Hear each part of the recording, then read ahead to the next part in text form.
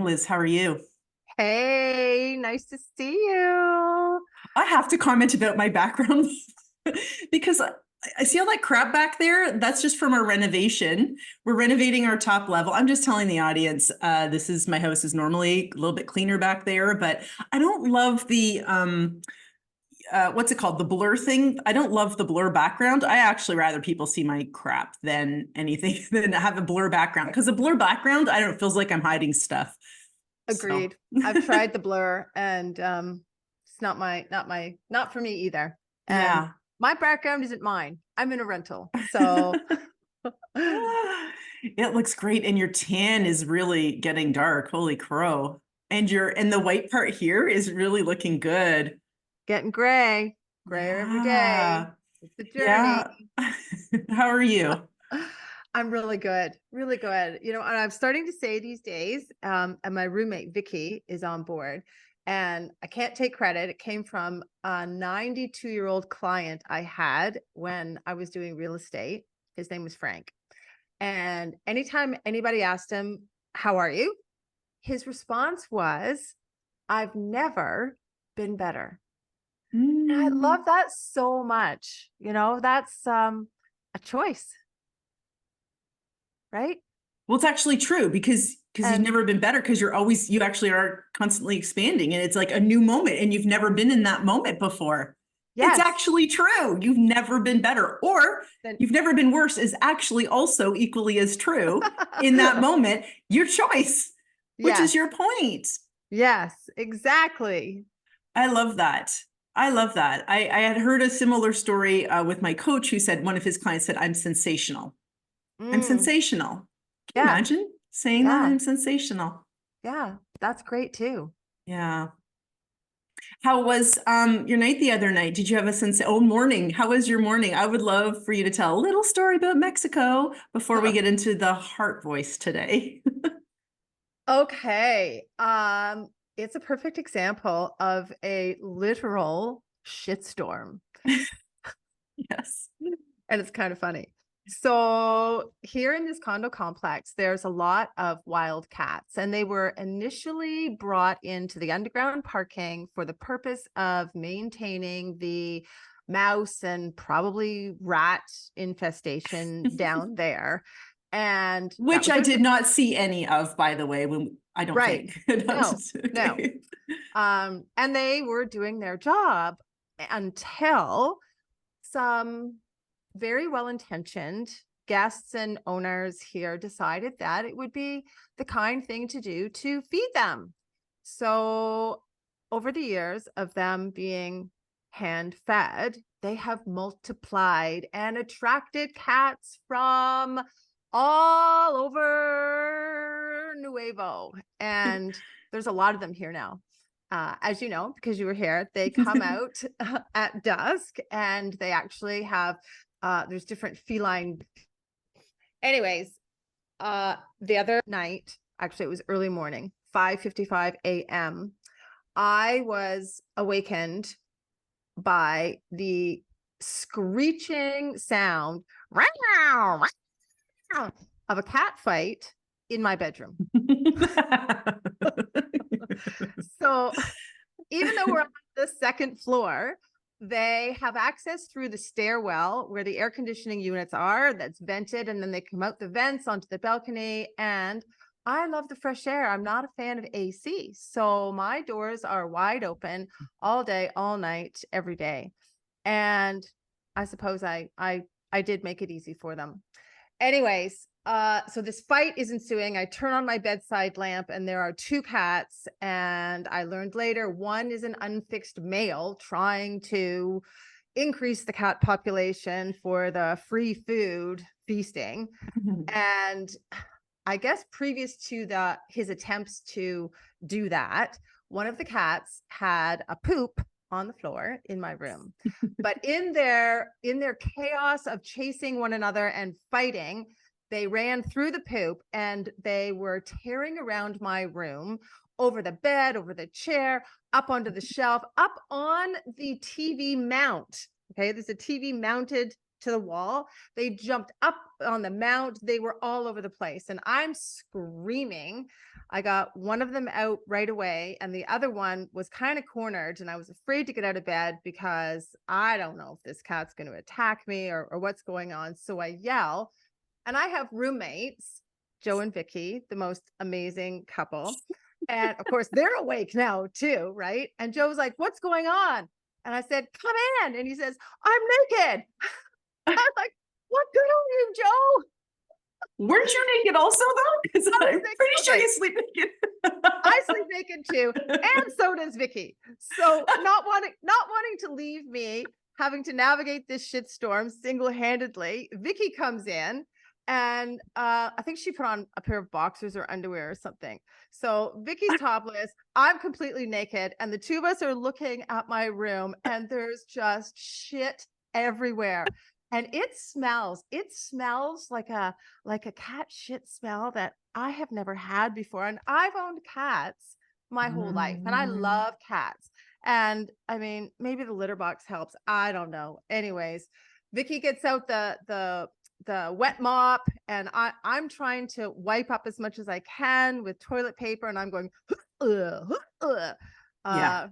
anyways, Yeah. that was how I started my day. Oh my gosh. How long until you cleaned it all up? How long did it take? You know, we didn't do the final job at that time. I actually had to get up because I needed to get ready and leave. I had to be riding my bike by 6:50 in the morning to get to Bucerias. We were heading to a market. So we got the worst of it off the floor, and then I was gone for the day. And they're just the most lovely people. They washed the floor, and Vicky stripped my bed and washed all my linens while I was out working Oh during the my day. gosh, that So is a gift. yes, Wow. That's a good yes, friend. That's very sweet. yes, yes, indeed. So we were going to go buy cat repellent, and then Joe came up with the great idea to move the deck box that's on that balcony in a way that blocked the vents, and now they have no more access. Oh, So good. he did that yesterday, and honestly, I thought about opening my window last night. The night it happened, I turned the AC on for the first time, and I slept with my door closed. And I'm not gonna lie, I still have a little bit of PTSD about it, and I couldn't even open my door last night. So I'm working up to doing that again tonight. Because you're afraid, or you just don't want to have to clean up poo again? Yes, Which one? both. Because remember then when they had come through when we were there, Yeah, and we had discussed should we close the doors or not, and you said, "Fuck it, I'm not living in fear." right. I You were know. much braver before the shit incident, but I still I think was. actually our next episode we're going to tape later after this one is about fear too, right? So we won't get into it too much, but interesting where you're sitting right now with Yes, your choice. I will get there tonight. I will open my door. Nice. Yes. Nice. I love it. Okay, well, let's dig in. We're going to discuss your chapter on the Heart Voice Power Plan today. All right. I feel like this is a turning point. This chapter is a big turning point. And you start talking about the heart voice. We've been focusing on Victim Town. What's the heart voice? So yes, it is a turning point in the book. It's part 3, and it's the actionable, more positive, uplifting kind of part of the book, as opposed to the explanation or Victim Town where we hang out sometimes. I've named it our heart voice, and other people have different names or ways to describe it. It is the voice in our head, and we all have 2 voices. We have these internal dialogue, this conversation in our head, and if there's 2 voices, they can't both be us. And the question then is, which voice is our true essence, and what's the other voice? The one that is our true self, I call the heart voice. It's the one we were born with. It's the intuitive knowing, the voice that reassures us and feels good, and it's founded in love, and it's who we really are. And it's the voice that will steer us toward our best life, and when we can learn to strengthen that and listen to that and have the courage to act on that voice, our lives become easy and we head towards living in a place, the anti-victim town place that I call Freedomville. I love that. I love that. Okay, I'd like to clarify something. Yes. Two things. Okay, you said our life gets easy. Do you mean our life doesn't always get easy? Like I just want to clarify, what do you mean by that? Because people are like, oh, it's just going to be easy. It gets simple. It's simple, but it's not necessarily but it's easy. not easy. Thank you. You're Okay. absolutely right. Because we can't ever stop shit from happening. That is the way that we learn our soul lessons, our life lessons, the way we grow as humans. And a lot of that shit is really hard, the opposite of easy. Mm-hmm. But with the Heart Voice Power Plan and with that knowledge and the leaning into that perspective and that choice, that way of living through the hard times, we also can take solace and be reassured with a profound trust in all outcomes, that everything, even the hard things, are going to be for our highest and best good. Mm-hmm. I love that. And it's all going to be okay. Yeah. Yeah. We might not see it in the moment when the cats are screaming and the shit is flying. Yeah. Yeah, exactly right. But we will see it. I love that. I love that. And one other thing I'd like clarification on. When I say that, that basically means I don't agree with what you said. So can you let's have a chat about it? Because you're explaining different concepts in your book, and you have other concepts that you also know that may be a little bit more in depth. And sometimes when we're explaining something, things get lost in translation, right? Yeah. And I know I have said things that contradict myself. I'm not saying you contradicted. I just want to know. Yeah. When you said we all have two voices in our head and they both can't be us. My thought process is it is both us. It is both us because it's all us. It's which one is our true essence and which is the one that's kind of the one that's not serving us well.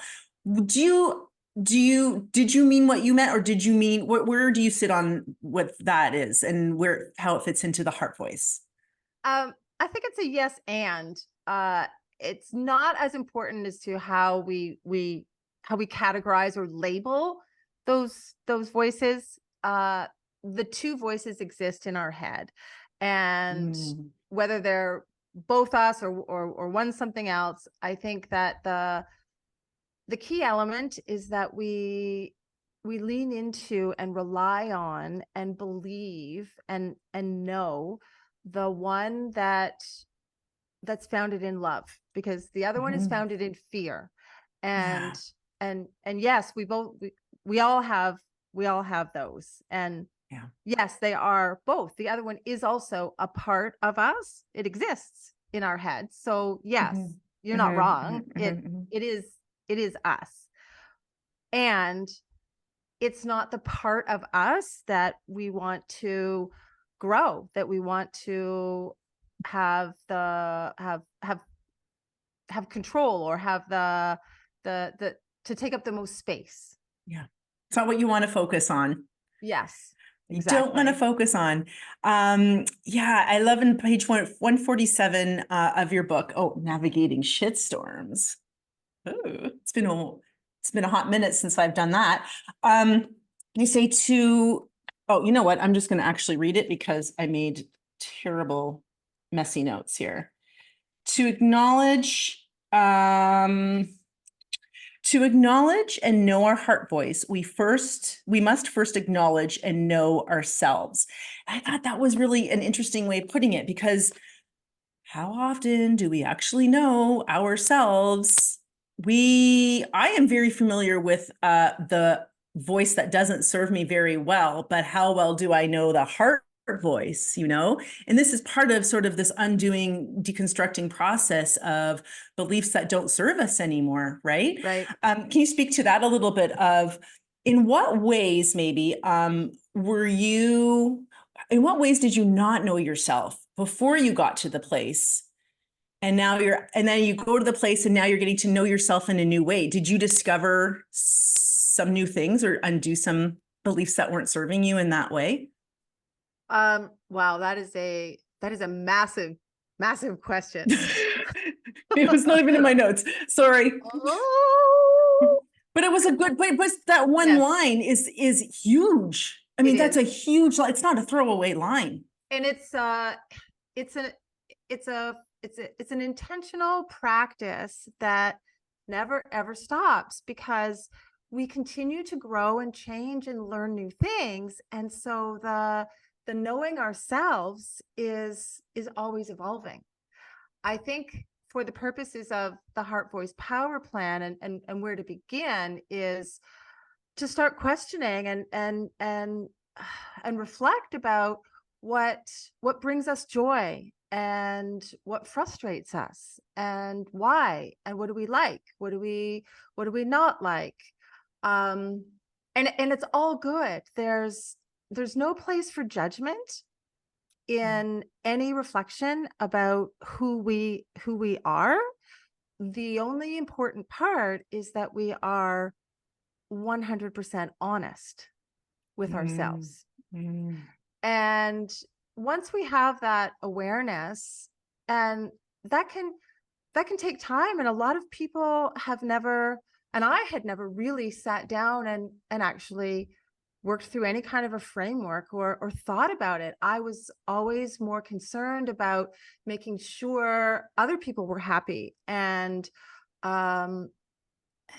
controlling the chaos and my world, and pushing my needs and wants aside to just, I can keep the peace and get along and, keep just not rock the boat. That was how I was raised, and part of what I learned in my childhood. So it's a luxury, and it's a requirement to find a way to figure out who you are.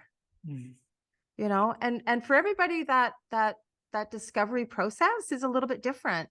Some people can do it through therapy or journaling, prompted writing or reflection, or there's, games you can play, conversations with friends, or even just trying things out, so the journey for how that evolves is also a unique experience. But we can't learn to love ourselves until we know who it is we're trying to love. Yeah. Right. And that we are worth loving, that everybody's we worth get there. loving. Yes. Yes. And we'll get there. But, yeah. But we no, first have what I mean is to know that we're worth Yeah. loving. I mean, even now, I am still doing work on self-worth, right? Even now. Yeah, me too. Now. But I think it's this constant continual thing. And so one of the stories you told was, because you didn't watch the news when you would go to cocktail parties when you were younger. Oh, my door's open. When you'd go to cocktail parties when you were younger, and people would talk about the news, you would just, I think, act like it instead of just owning that you don't watch the news. Whereas now, I mean, I've been with you in a crowd, and you don't drink in a crowd, and you don't talk about the news. And I find that interesting. And do you tend to own it now? And why can you do it now, but not then? Yeah, I couldn't do it then because I was ashamed. I felt inadequate, uneducated. Certainly I was uninformed, and I thought that there was a fear of being ridiculed or rejected. It was the voice in my head that I was listening to that made me feel that way. So I had lots of different coping mechanisms to avoid or control or deny all of those things. And yeah, today I'm okay with admitting that if there's some big current event or world happening, I likely won't have heard about it. And my closest friends are aware of that, and they will they know that they need to call me and tell me if it's something I need to be aware of. So in conversations or cocktail parties, if it's something of interest, I have no qualms about saying, I don't know anything about that. And I get incredible reactions like, oh my God, like, do you live under a rock? How could you not have heard? Yeah. And I just explain, yeah, I live in a blissful little bubble a lot of the time, and I don't watch the news and I don't listen to those things. But we're talking about it now. Would you be so kind? Take a minute, give me the Coles notes, and I'm curious and interested to hear your opinion about it. So I have some knowledge about some big things that are happening. For me personally, it's all tragic and negative, and I'm not now avoiding it or discounting it. I will become aware of it and find a way to send energetic love to the people that are suffering, and do what I can with my personal energy to try and shift that in a more loving and healing way. And beyond that, or if there's something logistically that I can do, I'm in, and I'm happy to help and affect change in a more hands-on way when that's appropriate. But to have conversations and sit and dwell on all of the negative atrocities doesn't serve my mental health. Well, especially not when there's so many wonderful things you could be focusing on. Yes. I loved, and okay, I would like, okay, that maybe sounded a little dismissive, and I didn't mean for it to, but and this is not the forum to get into the energetics of stuff, but I do want to point out what you mentioned about send it love, that kind of thing. And I'm of the same mindset. And energetically, I rather, instead of getting bogged down in the details of the misery, which I'm already fucking miserable enough. I don't need the news I'm not miserable mostly.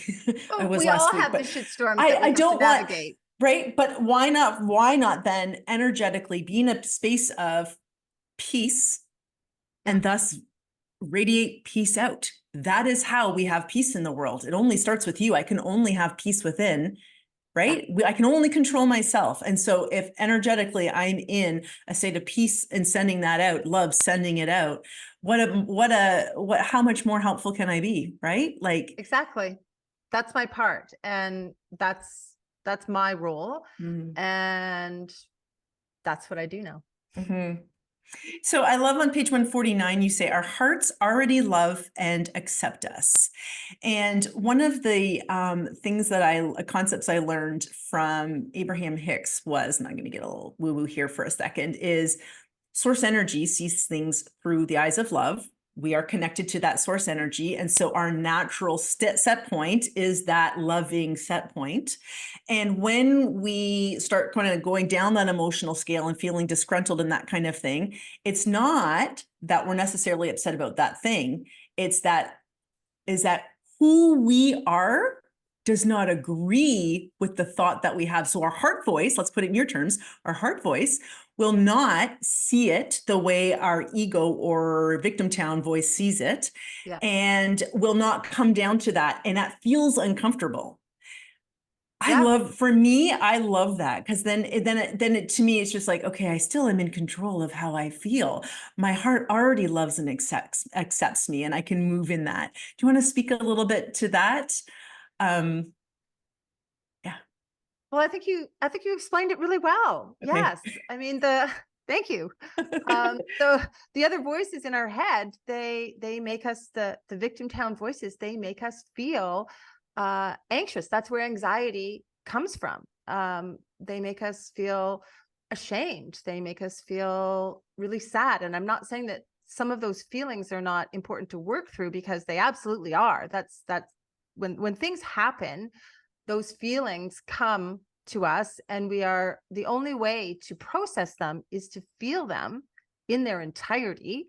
And we can't control how long those feelings last, but we can love the fact that we're feeling anxiety. We can love the fact that we're feeling sadness. And when we don't resist it, when we can just let ourselves feel it, then that feeling will move on, and it will be gone. Those challenging, hard, lower vibrational feelings don't want to be stuck in us. Yeah. They're intel. They're meant to provide a message, and that's their job, and then move on. So the only way we can decipher the intel and figure out the message is to feel the feeling. Feel the feeling and to love it and not resist it. And to I think love it and when, not resist it. I Yes. resist I resist those Well, feelings, and it feels you're like not shit. alone. I know. It's We're- natural. It's what we all learned. We learned how to do that. We learned how to do it when we were kids. We learned it from our parents. We learned it just from witnessing other people be in pain. And we learned, oh shit, that looks awful. Look at their suffering. I don't want to feel that. Nobody wants to feel that. And that's how we were introduced to all the places in Victim Town, because we all had coping mechanisms and responded in a little bit different way depending on our unique experiences. And some of us might have landed in denial trails, or the control factory, or the anger gas station. But it's a universal human experience to resist and not want to feel pain, because pain is hard. Pain is hard. Yeah. Now before we go, I want to talk about the mirror exercise. Little hands-on go-to tool that you've used and suggest to your readers. Can you talk about that a bit? Yeah, it's one that I still use. Actually, I had it for a while, but I resurrected it about a month ago, and with a little bit of a tweak versus how I explained it in my book. It's so powerful to really look into our own eyes. We look into the eyes of people that we love all the time, and we don't even have to say anything. You know, that just that it could be a quick look, or across the room look connection, or it can be a close-up, long, deep soul connection, looking into someone else's eyes. And it can convey love and all of the wonderful feelings that we have without saying a word, just with our eyes. And when we do that with ourselves, at first, it's really freaking weird, and it's scary, and it's awkward, and it takes some practice, and it can be incredibly profound. The way I explain it, and how I started doing it, was with, standing in front of a mirror or a bathroom mirror, whatever. And the tweak that I recently came up with was with a handheld mirror, and it was in bed before I went to sleep at night. And I'm very intentional about what I'm thinking before I fall asleep. And that's a whole nother thing we can talk about. Yeah. But I picked up the mirror and I just looked at myself and said, I love you. Good night. You had a great day. Whatever you feel called to say, or say nothing at all to begin with, if that's an easier way to start. But doing it in a more comfortable position, like in bed, snuggled in on the pillow, and a handheld mirror you can lie on your side, and still have the mirror. It's not like you're standing there and it's kind of, structured, right? It can just feel a little more natural to connect with yourself. I love that. Helped me a lot. There's like an Insta reel or something right now where a gentleman's talking about getting out of bed and brushing your teeth and doing 25 deep breaths, and then going to the mirror and saying that I love you to yourself. And I've started doing that. And while it does feel weird, I love looking into my eyes. I actually love looking into my eyes, because I know